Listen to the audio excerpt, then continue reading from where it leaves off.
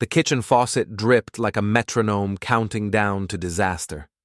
I twisted the wrench one more time, watching water droplets fall into the stainless steel sink below. Funny how you can fix pipes, but not marriages. "Finn, we need to talk." Vera's voice carried that particular tone, the one she used when announcing life changes I'd have no say in. She stood in the doorway wearing her yoga pants and that oversized sweater that cost more than my truck payment. I set down the wrench and turned to face my wife of 7 years. "What's on your mind?" "I need a month in Bali to find myself." She said it like ordering coffee. Casual, matter of fact. "You stay here and work." The request hung in the air between us like smoke from a fire I couldn't see yet. I wiped my hands on a dish towel, buying time to process what she'd just said. A month. In Bali. To find herself. "Find yourself," I repeated, keeping my voice level. "And you need to go halfway around the world to do that?" "Don't be sarcastic, Finn. This is important to me." She pulled out her phone, already scrolling through something. "There's this incredible retreat center. Yoga, meditation, spiritual guidance. I've been feeling so disconnected from who I really am." I leaned against the counter, studying her face. Vera had always been beautiful in that polished way, every hair in place, makeup perfect even at 7 in the morning. But lately, something had shifted. She'd grown distant, distracted, always on her phone, always somewhere else even when she was sitting right next to me. How much is this spiritual awakening going to cost us? "It's not about money." Her jaw tightened. "I need this, Finn. I feel like I'm suffocating here." The word hit like a slap. Suffocating. In the life we'd built together, in our home, with me. I nodded slowly.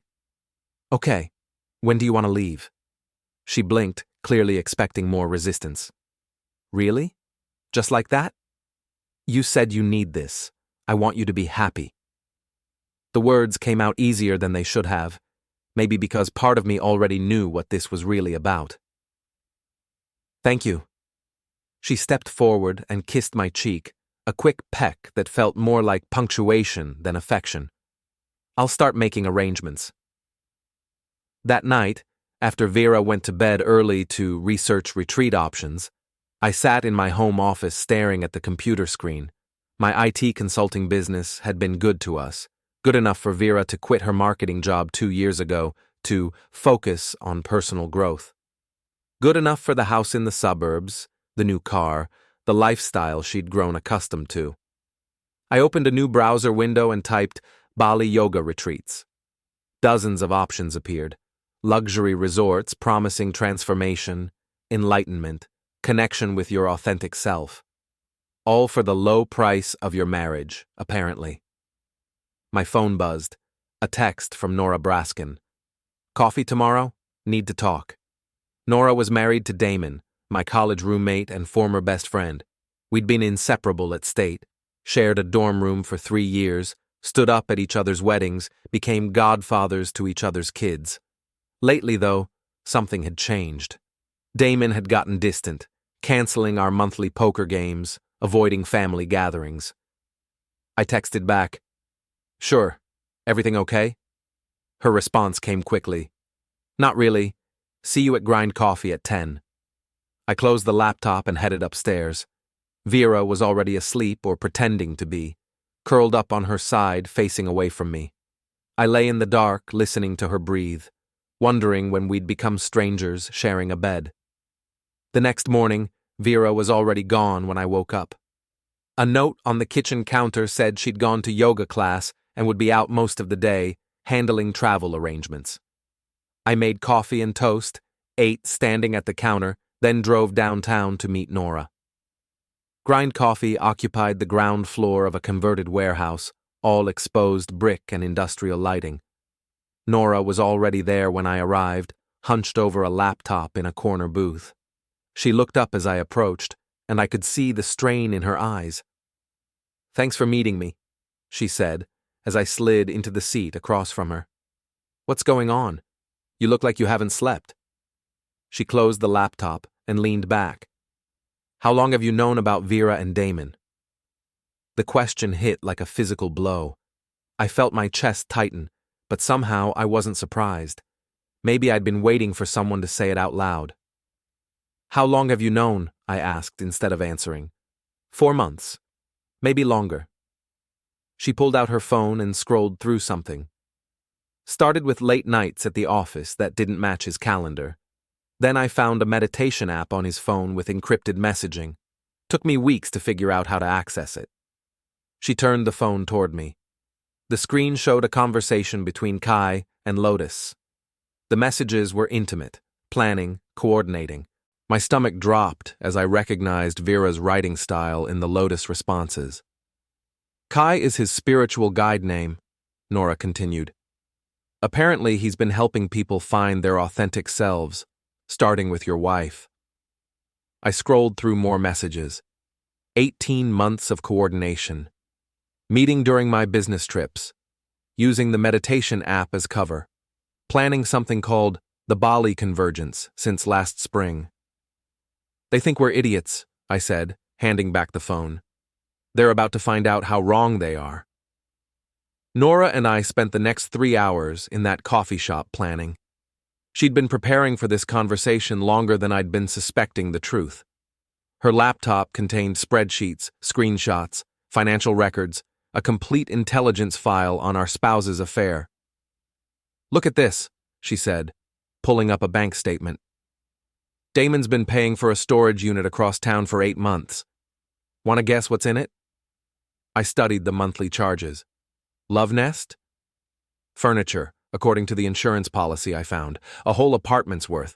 They've been building their little hideaway piece by piece. The methodical nature of their betrayal impressed me in a sick way. This wasn't a moment of weakness or a sudden passion. They'd architected our destruction with the same care most people put into planning a wedding. What do you want to do about it? I asked. Nora's smile was sharp enough to cut glass. I want to give them exactly what they're asking for. We moved to her car, a sensible Honda that matched her sensible job as an accountant. But there was nothing sensible about what she'd been planning. I've been liquidating assets, she said, as we drove toward the financial district. Slowly, carefully. Nothing that would trigger alerts. Damon thinks our money is untouchable. Joint accounts, retirement funds, the works. But my grandmother left me a trust he doesn't know about. How much are we talking? Enough to buy a beach house in Costa Rica, which I did, last week. I stared at her. Quiet, methodical Nora had been playing chess while the rest of us were playing checkers. There's more, she continued. Damon runs his financial advisory practice on referrals from your client base. He's been using your reputation to build his business while planning to destroy your marriage. Poetic, right? We pulled into the parking garage of a downtown office building. Nora led me to an elevator that took us to the 15th floor, where a discreet sign read, Hendricks and Associates, Private Investigators. You hired a PI? I hired the best PI in the city. Janet Hendricks used to work white-collar crime for the FBI. She's been documenting everything. Janet Hendricks looked like somebody's grandmother. Gray hair, reading glasses, cardigans. But her office walls were covered with surveillance photos, financial charts, and timeline boards that would make a detective jealous. Mr. Halden, she said, shaking my hand. I'm sorry we're meeting under these circumstances, but I think you'll find our investigation illuminating. She led us to a conference table where files were arranged in neat stacks. Your wife and Mr. Braskin have been remarkably sloppy for people planning such an elaborate deception. Social media posts, credit card receipts, even hotel registrations under their real names. She opened the first file. They've been meeting at the Riverside Inn every Thursday afternoon for 14 months. Always room 237.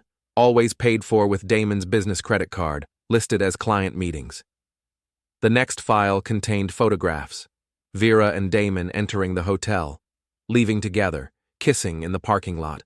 The images were clinical, professional, devastating. The Bali trip represents an escalation, Janet continued. Based on their communications, They're planning to use this month to finalize their exit strategy. Vera intends to file for divorce when she returns, claiming emotional abandonment and irreconcilable differences.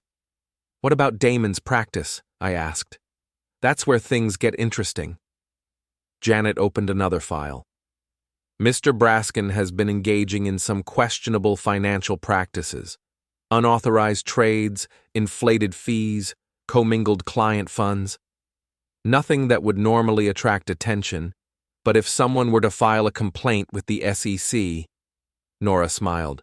Someone like a concerned spouse who discovered irregularities while reviewing household finances? Hypothetically speaking, yes. We spent another hour reviewing the evidence. By the time we left Janet's office, I felt like I'd been through a masterclass in modern betrayal. Every detail documented, every lie cataloged, every deception preserved for posterity. There's one more thing, Nora said as we walked back to her car. Something I haven't told you yet. She stopped walking and turned to face me. It's about your daughter, Emma. My chest tightened. Emma was 5 years old, the center of my universe, the one pure thing in my increasingly complicated life. What about her? I found some of Damon's old journals when I was gathering evidence. He's been keeping them since college, apparently. There are entries about our daughter, dated around the time Emma was conceived. The world tilted sideways. What are you saying? I'm saying we should probably get a DNA test, just to be sure. I leaned against a parking meter, trying to process what she'd just told me. Emma had my eyes, but Vera's coloring. She was smart like Vera, stubborn like me. But now that I thought about it, she had Damon's laugh. His way of tilting her head when she was thinking. How long have you suspected? Since I found the journals. I didn't want to say anything until I was sure, but the timing matches. And there are photos in his phone, pictures of Emma that Vera sent him, hundreds of them. More than a godfather would normally receive. I closed my eyes and took a deep breath. When I opened them, Nora was watching me with something like sympathy. We'll figure it out, she said. All of it. But first, let's give them the Bali experience they're really looking for. Vera left for Bali on a Tuesday morning in March. I drove her to the airport, carried her oversized suitcase to the departure gate, kissed her goodbye like a dutiful husband. She was practically vibrating with excitement, checking her phone every few minutes, adjusting her hair in every reflective surface we passed. I'll call you when I land, she said, but we both knew she wouldn't. Take care of yourself, I replied, and meant it in ways she couldn't imagine. The first week passed quietly. Vera sent a few obligatory texts, arrived safely, beautiful weather, feeling so peaceful already. Generic updates designed to maintain the illusion while she settled into her real agenda. I used the time to prepare. DNA test kit ordered and hidden in my office. Divorce papers drafted by the best attorney in the city. Asset protection strategies implemented with the help of Nora's accountant. Everything legal, everything documented, everything designed to protect what mattered most. Emma stayed with me while Vera was gone, which wasn't unusual. I'd always been the primary caregiver. School pickup, bedtime stories, weekend adventures. Vera had been too busy finding herself to be bothered with the mundane realities of parenthood. When is Mommy coming home? Emma asked one evening as I tucked her into bed. A few more weeks, sweetheart. She's on a trip to learn new things. Can we go to the zoo this weekend? Absolutely. Just you and me. She smiled and closed her eyes, trusting and innocent and completely unaware that her world was about to change forever. I stood in her doorway for a long time, watching her sleep, wondering how to protect her from what was coming. The Instagram post appeared on day 14, exactly when Nora predicted it would. I was in my office reviewing client proposals when my phone buzzed with a notification. Vera had tagged me in a photo. The image showed her and Damon in what looked like rice terraces, golden hour lighting making them glow like something from a travel magazine. His hand rested on her waist, possessive and intimate. Her head was tilted toward his shoulder, eyes closed in manufactured bliss. The caption read, "The universe sends teachers when we're ready to learn." Grateful for this journey and the souls who guide us toward our authentic selves. I screenshot the image before doing anything else. Evidence first, reaction second. Then I scrolled through the comments that were already accumulating. Friends and family expressing surprise, confusion, concern. A few people asking direct questions about Damon's presence that Vera was ignoring. My finger hovered over the comment box. I could write something diplomatic, something that maintained plausible deniability. Or I could drop the bomb that would end this charade once and for all. I chose the bomb. Hope you both enjoy the trip. His wife and I are enjoying the view from our new beach house. I hit post and set the phone aside, returning to my work like nothing had happened. But I could hear the notification sounds starting, likes, comments, shares. The digital wildfire spreading through our social network. Within an hour, the post had generated over 800 likes and 200 comments. Friends were tagging other friends, asking what was happening, demanding explanations. Vera's phone must have been exploding with notifications. The post disappeared after 90 minutes, but the screenshots were already circulating. Nora had forwarded it to her entire contact list within minutes of my comment. Janet Hendricks had archived everything for the divorce proceedings. The internet never forgets, especially when betrayal is involved. My phone rang at 11 p.m., 3 in the afternoon in Bali. "What did you do?" Vera's voice was tight with panic. "I commented on your photo. Seemed like the polite thing to do." "You're being ridiculous. Damon is here coincidentally. We ran into each other at the retreat center." "Coincidentally, after 18 months of planning." Silence. Then, "What are you talking about?" "I'm talking about the storage unit, the hotel receipts, the encrypted messages, the fact that your spiritual guide's wife and I have been comparing notes for months." Another long silence. When she spoke again, her voice had changed, harder, more calculating.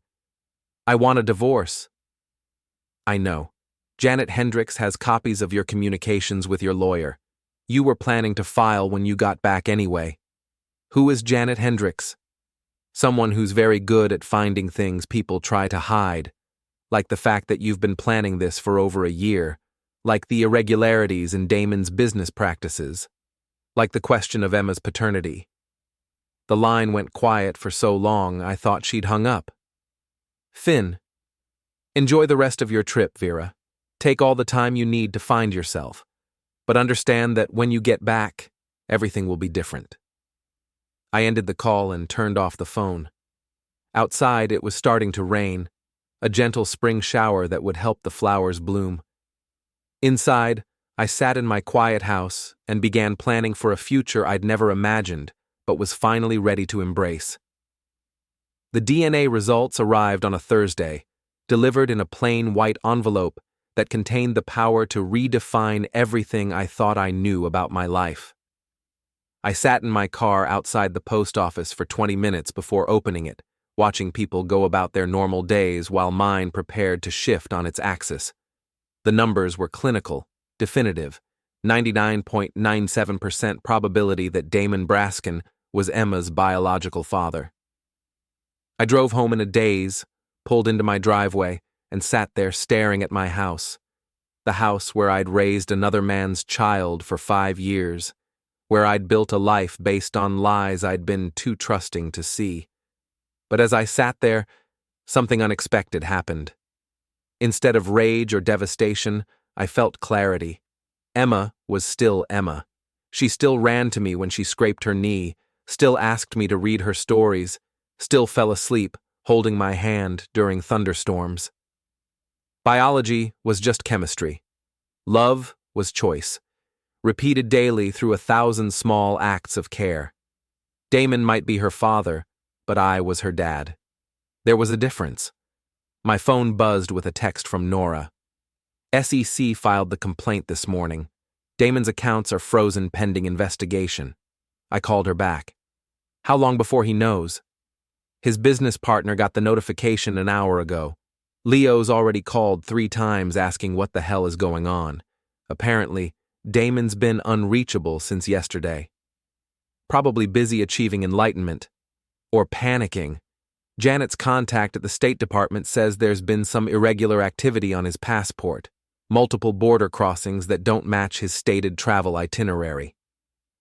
I walked into my house, noting how quiet it felt without Vera's constant presence. Not empty, peaceful, like a held breath, finally released. There's something else, Nora continued. I found more journals, older ones, from college. Damon's been obsessed with you for years, Finn. Your success, your marriage, your life. This whole thing started as jealousy, then evolved into something darker. I poured myself a glass of water and sat at the kitchen table where Vera had announced her need for spiritual awakening 3 weeks ago. It felt like a lifetime. What kind of darker? Identity theft, for starters. He's been using your credit information to secure business loans, your client referrals to build his practice, even your college transcripts to inflate his credentials with potential investors. The scope of the deception was staggering. This wasn't just an affair, it was a systematic dismantling of my life, piece by piece, over years. How did we not see this? Because we trusted him. Because he was family. Because sociopaths are really good at hiding what they are. That evening, I picked up Emma from daycare and took her to our favorite pizza place. She chattered about her day, her friends, a butterfly she'd seen on the playground. Normal 5-year-old concerns, blissfully unaware of the adult complications swirling around her. Daddy, when is Mommy coming back? I'm not sure, sweetheart. She's still on her trip. Is she coming back? The question caught me off guard.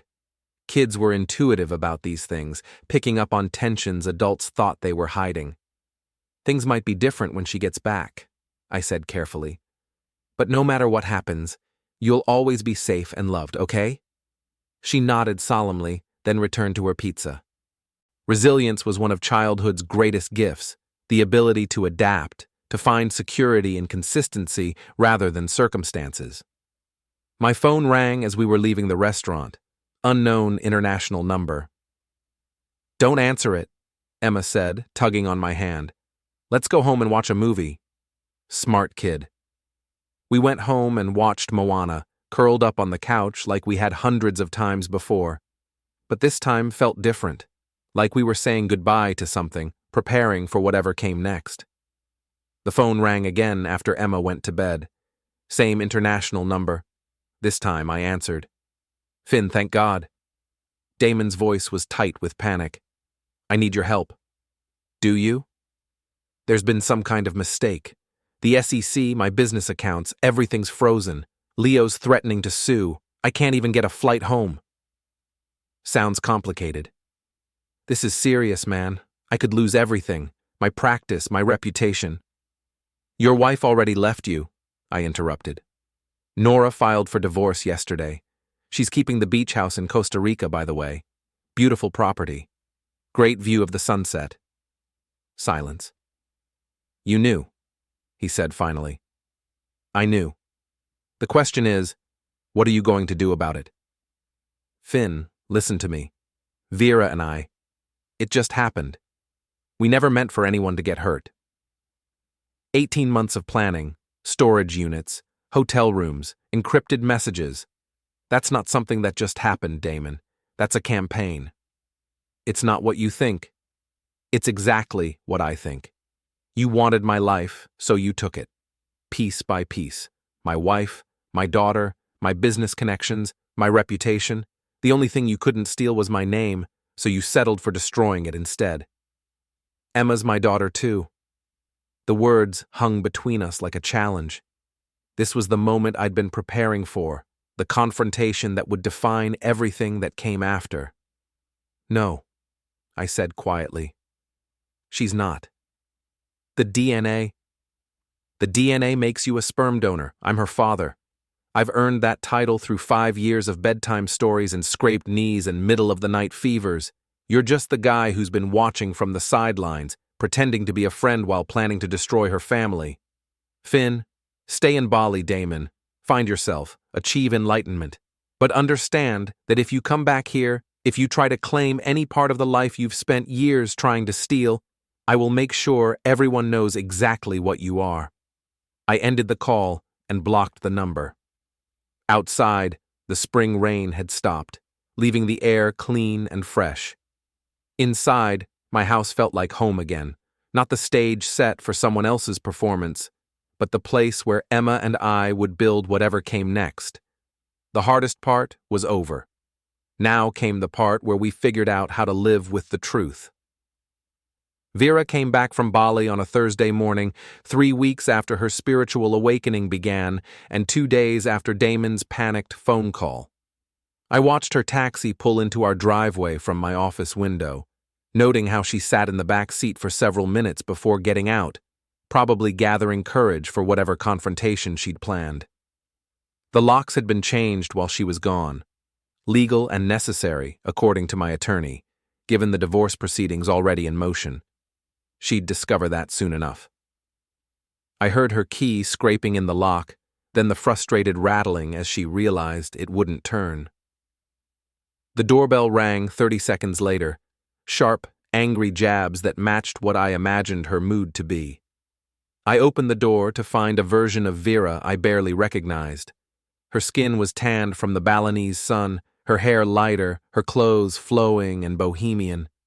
But her eyes were hard, calculating, nothing like the peaceful enlightenment she'd been posting about on social media. "The locks," she said without preamble. "Changed yesterday. Security precaution. This is my house too. Was. Past tense. Your attorney will explain the legal details, but the short version is that you forfeited your claim when you abandoned the marriage." She pushed past me into the living room, looking around like she was cataloging what had changed. Everything looked the same, but the energy was different. Lighter somehow, without the constant undercurrent of tension that had defined our interactions for months. "Where's Emma?" "School, where she goes every day while you were finding yourself halfway around the world." Vera turned to face me, and I could see her shifting into the manipulative mode that had once been so effective. Softened voice, vulnerable posture, calculated tears gathering in her eyes. "Finn, I know you're hurt. I know this looks bad. But what Damon and I have, it's real. It's spiritual. It's something I never thought I could feel. It's adultery. The spiritual part is just marketing. You don't understand. In Bali, we experienced something transcendent. We connected on a level that goes beyond conventional morality." I almost laughed. Conventional morality? Is that what we're calling marriage vows now? I was drowning in this marriage, Finn, suffocating. Damon made me remember who I truly am. Who you really are is someone who lies to her husband for 18 months, abandons her daughter for a month, and destroys 2 families for a midlife crisis dressed up as enlightenment. The tears dried up instantly, replaced by the cold calculation I'd learned to recognize over the years. "I want custody of Emma." "Based on what? You've been an absent mother for years, even before Bali. Emma barely noticed you were gone." "She's my daughter. Biologically, she's Damon's daughter. Practically, she's mine. Legally, we'll let the courts decide. But I wouldn't get your hopes up." Vera's face went white. "You had no right to do that test. I had every right. Just like I had every right to document your affair, freeze our joint accounts, and file for divorce while you were achieving cosmic consciousness with my ex-best friend." She sank into the couch where Emma and I had watched movies, where we'd built pillow forts, where we'd created 1,000 memories that had nothing to do with her. "What do you want?" she asked finally. "I want you to leave. I want you to stay away from Emma until the custody evaluation is complete. I want you to stop pretending this is anything other than what it is. a selfish decision that destroyed everything good in your life. And then what? You get to play the victim while I'm painted as the villain. You don't get to play anything, Vera. This isn't a performance, these are consequences. My phone buzzed with a text from Emma's school. Early dismissal today. Weather advisory. I have to pick up Emma, I said, grabbing my keys. You can wait here if you want, but the locks will be changed again tomorrow. Consider this your last visit to what used to be your home. I left her sitting on the couch, staring at the life she'd thrown away for a fantasy that was already crumbling. Damon was still trapped in Southeast Asia, his business in ruins, his reputation destroyed. Vera was back to face the wreckage alone. The drive to Emma's school gave me time to think about how to handle her reaction to seeing Vera. Emma was resilient, but she was also 5 years old. She deserved honesty appropriate to her age, protection from the adult complications she couldn't understand. Emma ran to me when I arrived, backpack bouncing, face bright with the uncomplicated joy of childhood. Daddy, they said it might storm, so we get to go home early. Lucky us. What do you want to do with our bonus afternoon? Can we make cookies? The kind with the chocolate chips? Absolutely. As we walked to the car, she chattered about her day, her friends, her teacher's new haircut. Normal kid stuff that felt precious in its simplicity. Daddy, is Mommy home from her trip? I stopped walking and knelt down to her level. Yes, she's home. She's at the house right now. Is she different?